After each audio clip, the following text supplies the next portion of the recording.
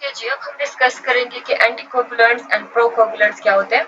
सो anticoagulants वो substances होती है जो कि हमारे ब्लड की कोगुलेशन को स्लो कर देती है, उसको पोस्टपोन कर लेती है कि मतलब ब्लड जो है उसकी क्लॉटिंग जो है वो ना हो जाए। सो तीन टाइप्स के एंटीकोगुलेंट्स हम यूज करते हैं। एक वो एंटीकोगुलेंट्स होते हैं जो कि हमारी बॉडी के अंदर मतलब हमारे ब्लड में ही वो क्लॉटिंग को स्टॉप करते हैं हमारी बॉडी के अंदर, सही है। सो उसको कहते हैं एन विवो। अच्छा, वो एंटीकोगुलेंट जो कि हमारे बॉडी के बाहर ब्लड क्लॉटिंग को स्टॉप करते हैं उनको कहते हैं इन वाइट्रो। और कुछ एंटीकोगुलेंट्स ऐसे होते हैं कि जो बॉडी के अंदर भी ब्लड क्लॉटिंग को प्रिवेंट कर सकते हैं और बॉडी के बाहर भी से, तो उनको कहते हैं इन वाइवो एंड इन वाइट्रो। एक ही टाइप में होते हैं लाइक हेपरिन, जो कि दोनों तरह की एंटीकोगुलेशन एक्टिविटी रखता है से। अच्छा जी, तो फर्स्ट जो एंटीकोगुलेंट है दैट इज हेपरिन। हेपरिन जो है ये नेचुरली प्रोड्यूस होता है हमारी बॉडी की जो मस्ट सेल्स होते हैं। मस्ट सेल्स हमारे जो कैपिलरीज होती है उनके आउटसाइड हर जगह पे ये सेल्स होते हैं। उन टिश्यू में ज्यादा होते हैं जहाँ पे कनेक्टिव टिश्यू होते हैं, सो उन ऑर्गन्स में जो है वो ज्यादा होते हैं। लेकिन सबसे ज्यादा जो है ये हमारे लिवर एंड हमारे लंग्स में होते हैं, सही है। इसके अलावा जो हमारे बेसोफिल सेल्स होते हैं जो कि व्हाइट ब्लड सेल्स है, वो भी हेपरिन सिक्रीट करते हैं। और हेपरिन जो असल में कंजुगेटेड पॉलीसेकेराइड्स होते हैं। कमर्शियली ये कैसे प्रिपेयर किए जाते हैं, सो ये जो है एनिमल के लिवर से या एनिमल की दूसरे ऑर्गन से जो है ये प्रिपेयर किए जाते हैं, सही है। अच्छा, commercially is available in liquid form और dry form as sodium, calcium, ammonium and lithium salt, सही है। सो इन सब की प्रिपरेशन की होती है। हेपरिन जो है वो नेचुरली भी प्रोड्यूस होता है एंड कमर्शियली भी जो है इसको प्रिपेयर किया जाता है, सही है। अच्छा जी, मैकेनिज्म इसका क्या होता है हेपरिन का। तो हेपरिन जो है ये एंटी थ्रोम्बिन 3 जो है ये एक एंटी थ्रोम्बिन मतलब थ्रोम्बिन के खिलाफ इसकी एक्टिविटी होती है ना, तो उसको ये एक्टिवेट करता है। सो एंटी थ्रोम्बिन 3 फिर क्या करता है कि वो थ्रोम्बिन को रिमूव करता है। एंड थ्रोम्बिन का काम क्या है, कोगुलेशन में इसका फंक्शन है। तो ये थ्रोम्बिन को रिमूव करता है, सो अल्टीमेटली ब्लड क्लॉटिंग जो है वो नहीं होती, सही है। अच्छा जी, दूसरा हेपरिन का काम क्या है कि ये थ्रोम्बिन को डायरेक्टली सप्रेस करता है। जब थ्रोम्बिन ही सप्रेस हो जाएगा तो कोगुलेशन नहीं होगी, सही है। थर्ड फंक्शन इसका क्या है कि ये जो फैक्टर्स जो कोगुलेशन में यूज होते हैं दैट इज 9, 10, 11 एंड 12, ये सारे फैक्टर्स क्लॉटिंग में यूज होते हैं। सो इन फैक्टर्स को भी ये इनएक्टिवेट करता है, सही। और अल्टीमेटली जो है क्लॉटिंग नहीं होगी। सो ये इसका फंक्शन है, क्लॉटिंग को स्टॉप करना मतलब उसको पोस्टपोन करना। अच्छा जी, हेपरिन की यूजेस जो है बहुत इन विवो भी है इन वाइट्रो भी है। बॉडी में जो है हम क्लिनिकल यूज के लिए हम कितना यूज करते हैं, तो 0.5 टू 1 mg पर kg बॉडी वेट से 1 kg के लिए हम जो है 0.5 टू 1 mg हेपरिन लेते हैं। और ये जो है ब्लड क्लॉटिंग को 3 टू 4 आवर्स के लिए ये कम कर सकता है, सही, उसको रोक सकता है 3 टू 4 आवर्स के लिए। जब तक कि ये हेपरिन एक एंजाइम है हेपेरिनेज, अगर ये एंजाइम उसको जब तक डिग्रेड ना कर ले सो तब तक ये अपना फंक्शन परफॉर्म करता है। 3 टू 4 आवर्स के बाद ये एंजाइम उसको खत्म कर लेता है, फिर हेपरिन का फंक्शन जो है वो स्टॉप हो जाता है। क्लिनिकल यूजेस जो है ये है कि हम सर्जरी में यूज करते हैं ताकि ब्लड क्लॉटिंग ना हो जाए किसी भी वेसल के अंदर। डायलिसिस में यूज करते हैं जब हम आर्टिफिशियल किडनी यूज करते हैं। ड्यूरिंग कार्डियक सर्जरी में भी यूज होता है। And to preserve blood transfusion से पहले जो हम ब्लड स्टोर करते हैं, सो उसके लिए भी ये हेपरिन यूज किया जाता है। अच्छा, laboratory uses that the in vitro uses, उसके लिए भी हम यूज कर सकते हैं। लाइक हम किसी भी इन्वेस्टिगेशन या किसी भी टेस्ट के लिए जब हम ब्लड कलेक्ट करते हैं तो उसमें भी हम हेपरिन डालते हैं। so, इसके लिए कितना रिक्वायर्ड होता है, that is 0.1 to 0.3 mg for 1 ml of blood से। 1 ml ऑफ ब्लड के लिए हमें इतना हेपरिन रिक्वायर्ड होता है। और वो जो है ब्लड क्लॉटिंग को पोस्टपोन करता है फॉर 8 टू 12 आवर्स से। 8 टू 12 आवर्स के बाद जो है ब्लड क्लॉटिंग स्टार्ट हो जाएगी, सही है। क्योंकि ये ब्लड क्लॉटिंग को कम्प्लीटली स्टॉप नहीं करता, ये सिर्फ उसको पोस्टपोन कर लेता है, सही है। अच्छा जी, और it is the most expensive anticoagulant. Okay जी, the next one is coumarins. Coumarins जो है इसकी डेरिवेटिव है वारफरीन। अच्छा, नॉर्मली क्या होता है कि विटामिन के जो है ये हमें रिक्वायर्ड होता है जो कोगुलेशन फैक्टर्स होते हैं उनको एक्टिवेट करने के लिए हमें विटामिन के रिक्वायर्ड होता है, सही।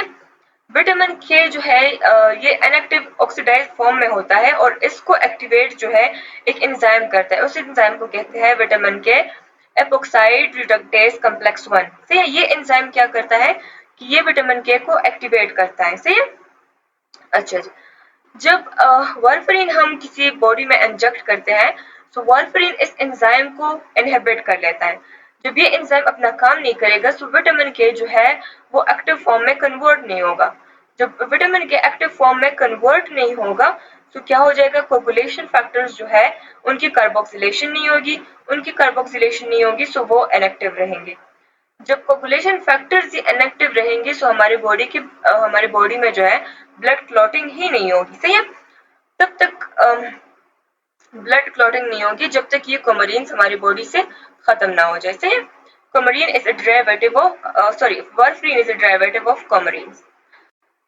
अच्छा जी, जब हम किसी बॉडी को इफेक्टिव डोज ऑफ वार्फरिन देते हैं तो उसमें कोगुलेशन जो है 50% तक डिक्रीज हो जाती है and 12 hours, by the end of 12 hours. लेकिन 24 आवर्स में जो है ये कोगुलेशन 20% तक रिड्यूस हो जाती है। ये थोड़ी बहुत जो कोगुलेशन की एक्टिविटी होती है ना, ये इस वजह से होती है कि जो ऑलरेडी एक्टिव कोगुलेटिंग फैक्टर्स होते हैं बॉडी में, तो वो बॉडी में रहते हैं, वो कुछ दिनों में खत्म हो जाते हैं, तो फिर जो है कोगुलेशन बिल्कुल भी नहीं होती। सही है। कोगुलेशन फैक्टर्स जो है वो बनते रहते हैं लेकिन वो एक्टिव नहीं होते, तो इस वजह से वो कोगुलेशन नहीं कर पाते। सही है। अच्छा, नॉर्मल कोगुलेशन जो है वो 1 से 3 दिनों में वापस स्टार्ट हो जाती है अगर आप बॉडी को वापस से वार्फरिन ना दें। सही है। अगर आपने सिर्फ एक ही डोज दिया उसके बाद नहीं दिया, कभी भी डोज नहीं दिया, तो उसमें 1 to 3 डेज में कोगुलेशन जो है वो नॉर्मल हो जाएगी। अच्छा, सो ये तो थे एंटीकोगुलेंट्स। अब पढ़ते हैं प्रोकोगुलेंट्स के बारे में। प्रोकोगुलेंट्स जो है इसको हेमोस्टेटिक एजेंट्स भी कहते हैं। ये वो सब्सटेंसेस होती है जो कि एक्सेलरेट करती है कोगुलेशन को। सही है। जिस तरह हमने एंटीकोगुलेंट्स पढ़े वो कोगुलेशन को डिक्रीज करते हैं। अब प्रोकोगुलेंट्स क्या करते हैं कि ये कोगुलेशन को इंक्रीज करते हैं। सो प्रोकोगुलेंट्स आर थ्रोम्बिन। थ्रोम्बिन जो है ये इसको जहां भी कट वगैरह लगता है वहां पे इसको स्प्रे किया जाता है और ये क्या करते हैं कि ब्लड क्लॉटिंग को फास्ट कर लेते हैं। ठीक। स्नेक वेनोम जो है like vipers, cobras, rattle snakes, ये जो है इनमें प्रोटियोलिटिक एंजाइम्स होते हैं और ये एंजाइम क्या करते हैं कि ये क्लोटिंग फैक्टर्स को एक्टिवेट करते हैं। जब क्लोटिंग फैक्टर एक्टिवेट हो जाएंगे तो क्लोटिंग जो है वो जल्दी से हो जाएगी। सही है। Extract of lungs and thymus. Lungs and thymus में थ्रोम्बोप्लास्टिन होते हैं एंड थ्रोम्बोप्लास्टिन क्या करते हैं कि ये कोगुलेशन को एनहेंस करते हैं। सोडियम और कैल्शियम एल्जिनेट जो है ये क्या करते हैं कि ये हैगमैन फैक्टर को एक्टिवेट करते हैं which is a clotting factor. और ऑक्सीडाइज्ड सेलुलोज भी हैगमैन फैक्टर को एक्टिवेट करता है और हैगमैन फैक्टर जो है वो एक कोगुलेटिंग फैक्टर है। So these are all the प्रोकोगुलेंट्स।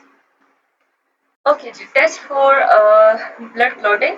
Blood clotting के लिए हम कौन कौन से टेस्ट करते हैं? सो ब्लड क्लॉटिंग के लिए जो हम टेस्ट करते हैं वो स्पेसिफिकली हम इसलिए करते हैं कि हमें ब्लड डिसऑर्डर्स का पता चले कि ब्लड में कोई ऐसे डिसऑर्डर तो नहीं है जिसकी वजह से ब्लड क्लॉटिंग नहीं हो रही या ज्यादा टाइम ले रही है, सो उसके लिए हम करते हैं। Also use to manage the patient treated with anticoagulant drug. अगर आप किसी पेशेंट को एंटीकोगुलेंट ड्रग देते हैं तो उसमें भी हम यूज करते हैं ब्लड क्लॉटिंग टेस्ट कि आइदर ब्लड क्लॉटिंग उसमें जल्दी हो रही है या आराम से हो रही है, कैसी हो रही है ना। एंटीकोगुलेंट अगर आप बॉडी में है और फिर भी क्लॉटिंग जल्दी हो रही है तो फिर जो है हम एंटीकोगुलेंट की डोज को इंक्रीज कर सकते हैं।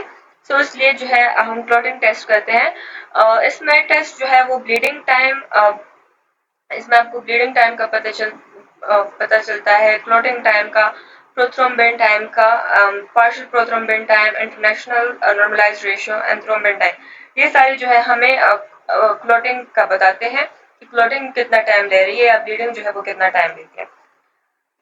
ओके जी, सो ब्लीडिंग टाइम जो है इसका मतलब ये होता है कि जब आपको कोई कट लगता है आपके बॉडी से जो है किसी भी पार्ट से ब्लड निकलता है और वो ब्लड कितने टाइम में वो स्टॉप हो जाता है, इसे तो उसको हम ब्लीडिंग टाइम कहते हैं। यहाँ पे आप देखिए इस पिक्चर में बंदे की फिंगर से जो है ब्लड निकल रहा है और फिर वो ब्लड स्टॉप हो जाता है, तो कितने टाइम में ये स्टॉप होता है, तो इसको कहते हैं ब्लीडिंग टाइम। सी है। और नॉर्मल ड्यूरेशन जो ब्लीडिंग टाइम की है दैट इज 1 to 6 मिनट्स, लेकिन ये डिपेंड करता है कि कितना ज्यादा कट लगा है, कितना डीप लगा है, तो उस पर डिपेंड करता है। सी। अगर आपकी बॉडी में क्लॉटिंग फैक्टर्स अगर नहीं है, डिफिशिएंट है, या प्लेटलेट्स अगर नहीं है, तो उसमें जो है ब्लीडिंग टाइम काफी ज्यादा हो जाता है, उसमें कोगुलेशन नहीं होती। और ये जो है परपरा में भी प्रोलॉन्ग हो जाता है। परपरा जो है हम पढ़ेंगे कि क्या होती है। अच्छा, क्लॉटिंग टाइम का क्या मतलब है कि अगर आपकी बॉडी से ब्लड निकल रहा है और वो कितने टाइम है फिर उसमें क्लॉट बन जाता है, सही, सो उसको क्लॉटिंग टाइम कहते हैं। क्लॉटिंग टाइम जो है ये हम डिटरमिन करते हैं कैपिलरी ट्यूब मेथड से। इसमें क्या करते हैं कि हम बॉडी से जो है कोई भी ब्लड ले लेते हैं एक टेस्ट ट्यूब में, और उस टेस्ट ट्यूब को हम एवरी 30 सेकंड के बाद हम उसको टिप करते हैं बैक एंड फोर्थ से तक, और एवरी 30 सेकंड के बाद हम करते हैं जब तक कि उसमें क्लॉटिंग ना हो जाए, उस टेस्ट ट्यूब के अंदर उस ब्लड क्लॉटिंग ना हो जाए। नॉर्मली जो है वो 6 to 10 मिनट्स में क्लॉटिंग हो जाती है, सही है। लेकिन अगर क्लॉटिंग प्रोलॉन्ग्ड है सो ये जो है हेमोफीलिया में होती है। अगर हेमोफीलिया है किसी बंदे को तो उसमें जो है क्लॉटिंग टाइम प्रोलॉन्ग हो जाता है, ठीक है। ओके जी, the next one is prothrombin time. Prothrombin time में क्या करते हैं कि पहले टेस्ट ट्यूब में जो है ब्लड ले लेते हैं, उस ब्लड में कैल्शियम उसमें जो है ऑक्सलेट ऐड कर लेते हैं। ऑक्सलेट क्या करता है कि वो कैल्शियम ऑक्सलेट बना लेता है, जितना भी यहाँ पे कैल्शियम होता है उस कैल्शियम से वो उसको प्रेसिपिटेट कर लेता है। एंड प्रेसिपिटेशन के बाद जो है कैल्शियम चूंकि जो कि एक क्लॉटिंग फैक्टर है जो कि हमें क्लॉटिंग के लिए रिक्वायर्ड होता है, तो जब कैल्शियम प्रेसिपिटेट हो जाता है तो अब इसमें क्लॉटिंग नहीं होती है इस ब्लड में, सही है। फिर क्या किया जाता है कि इस ब्लड में जो है थ्रोम्बोप्लास्टिन ऐड किया जाता है।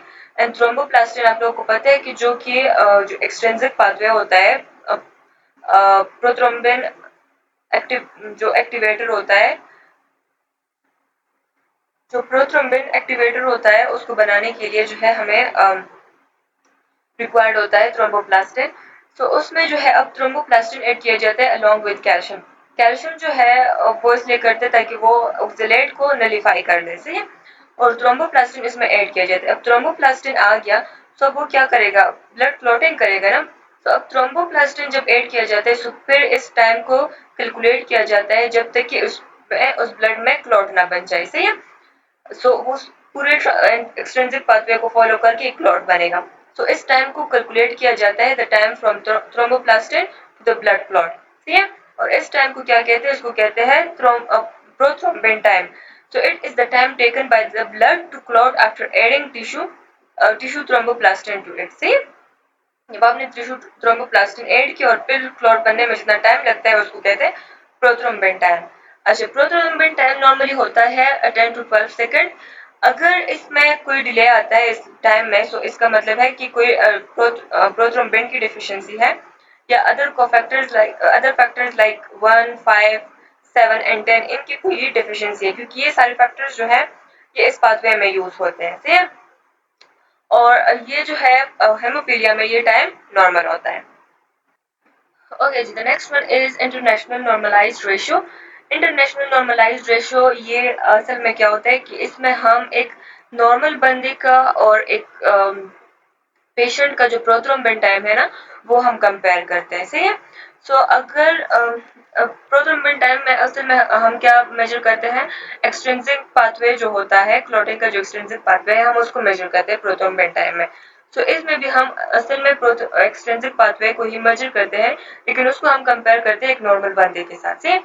अगर कोई बंदा जो है वो एंटीकोगुलेंट ड्रग ले रहा है और हमें एडजस्ट करना है उसके ड्रग को, तो हम जो है इंटरनेशनल नॉर्मलाइज्ड रेशियो के थ्रू करते हैं। अच्छा, अगर किसी बंदे का आईएनआर हाई है तो इसका मतलब है कि वो कोई एंटीकोगुलेंट थेरेपी पे है, उसका जो ब्लड क्लॉटिंग जो है वो ज्यादा टाइम ले रहा है, सही है। अच्छा, आईएनआर नॉर्मली 1 होना चाहिए, 0.9 to 1.3 जो है दैट इज नॉर्मल। अगर कोई पेशेंट एंटीकोगुलेंट थेरेपी पे है, अगर एट्रियल फिब्रिलेशन के लिए वो एंटीकोगुलेंट थेरेपी ले रहे हैं तो उसका आईएनआर जो है 2 and 3 के बीच में होना चाहिए, सही है। अगर वो कोई हार्ट वाल्व डिसऑर्डर्स के लिए वो एंटीकोगुलेंट थेरेपी भी है तो आईएनआर जो है वो 3 to 4 के बीच में होना चाहिए। लेकिन अगर आईएनआर 4-5 से ज्यादा है तो इसका मतलब है कि ब्लड क्लॉटिंग जो है वो बहुत ज्यादा स्लो है और उसमें अनकंट्रोलेबल ब्लीडिंग की जो है रिस्क होती है, सही है।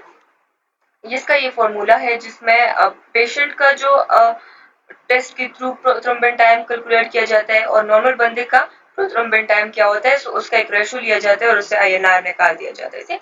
Normally it should be 0.1 to 1.3, sorry 0.9 to 1.3, सही है। ओके जी, the last one is thrombin time.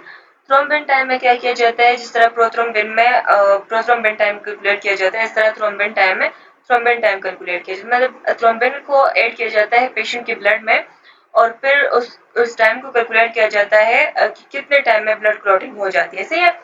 अच्छा, इसको इसलिए भी यूज किया जाता है कि हेपरिन प्लाज्मा में है या नहीं है। अगर हेपरिन नहीं है तो फिब्रिनोजन में कोई एबनॉर्मेलिटीज तो नहीं है। Normal time is 12 to 20 second, लेकिन ये प्रोलॉन्ग होगा अगर कोई बंदा जो है एंटीकोगुलेंट ले रहा है, हेपरिन ले रहा है, या फिर उसमें डिसफाइब्रिनोजेनीमिया है। डिसफाइब्रिनोजेनीमिया का मतलब ये है कि उसमें फाइब्रिनोजन का लेवल तो नॉर्मल है लेकिन वो जो है फंक्शन एबनॉर्मल कर रहा है, सही है। तो उसके लिए ये यूज किया जाता है थ्रोम्बिन टाइम। Thank you.